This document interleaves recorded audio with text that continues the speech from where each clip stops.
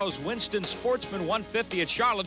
But a horrifying wreck took place last night in qualifying when Gary Batson's car tangled with that of Neil Connell. Connell's car pinning Batson's on the wall and dragging it down the straightaway, and then Batson's car bursting into flames.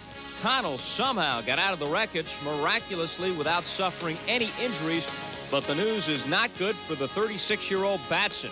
He is in a North Carolina hospital in critical condition with burns over 80% of his body and third-degree burns on 25%. Last night's qualifying was the first at night under the Speedway's new multi-million-dollar lighting system.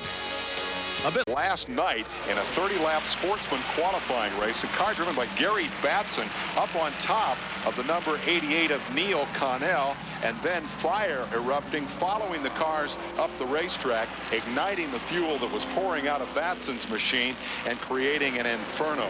We'll take another look at a different angle. They say that fire is the worst enemy, or the greatest fear perhaps, of racing drivers, and you see that there were sparks and fire trailing out of the car, but the really unusual thing about the crash is the way Batson's car was trapped up against the wall by Connell's machine, and now the fire burning like a fuse up to the fuel source, which is the fire coming out of Batson's car. He suffered burns over 80% of his body. We will have an update on Speed Week.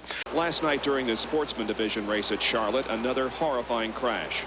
In turn 3, Gary Batson and Neil Connell's cars collided. Batson's machine got up on its side and was pinned along the wall and catch fence for several feet. After the cars finally stopped, fuel which had leaked from Batson's car erupted into a huge inferno. Connell was finally able to loosen his belts and climb out uninjured. But Batson, a restaurant and convenience store operator from Travelers Rest, South Carolina, could not escape. He suffered severe burns over 80% of his body and was taken to the burn center at North Carolina Memorial Hospital in Chapel Hill. At 12:35 this afternoon, Gary Batson died of those injuries.